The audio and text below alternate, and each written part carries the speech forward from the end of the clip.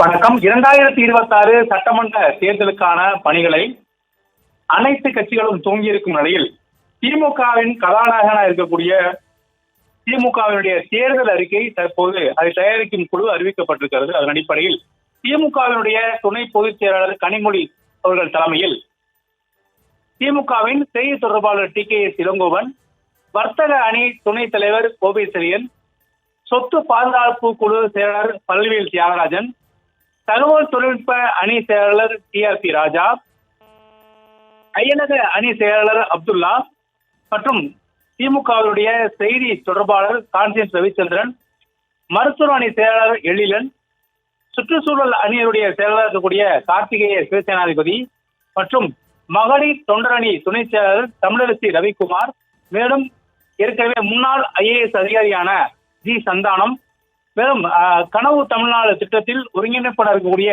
சுய சம்பந்தம் ஆகியோர் தற்போது உறுப்பினர்களாக நியமிக்கப்பட்டிருக்கிறார்கள். இவர்களெல்லாம் சேர்ந்து திமுகவினுடைய அந்த தேர்தல் வாக்குறுதிக்கான முக்கியமாக அறிக்கை தயாரிக்க குழுவில் ஈடுபட்டிருக்கிறார்கள்.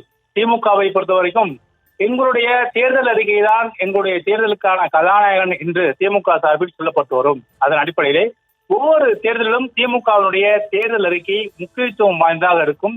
அதே போல தமிழகத்தில் இருக்கக்கூடிய பிரச்சனைகள், அதை சரி செய்யும் தங்களிடம் இருக்கக்கூடிய தீர்வு உள்ளிட்ட பல்வேறு பிரச்சனைகளை அடிப்படையாக வைத்தும் அதற்கான தீர்வுகளை மையமாக வைத்தும் தேர்தல் தயாரிப்பு குழு, அதாவது இந்த அறிக்கை தயாரிப்பு குழு தங்களுடைய தேர்தல் பணிகளை துவங்குவார்கள். அதன் அடிப்படையிலே திமுக சார்பில் ஒவ்வொரு முறையும் முதற்கட்டமாக அறிக்கை வெளியீட்டு குழு அறிவிக்கப்படும். அதன் அடிப்படையில் அனைத்து மாவட்டத்தை சேர்ந்த பிரதிகளும் ஈடுபடும் வகையில் பல்வேறு மாவட்டங்களை சேர்ந்தவர்களுக்கும் இது இடம் கொடுக்கப்பட்டிருக்கிறது. அதன் மட்டுமல்ல, திமுகவில் இருக்கக்கூடிய அணிகளின் சார்பாக பல அணிகள் திமுகவில் முன்னணி அணியாக இருக்கிறது.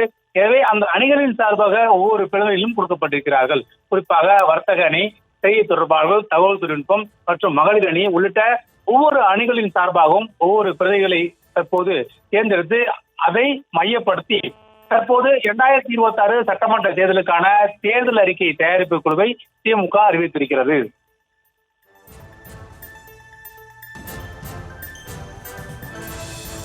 விவரங்களுக்கு நன்றி பாரி கார்த்திக்.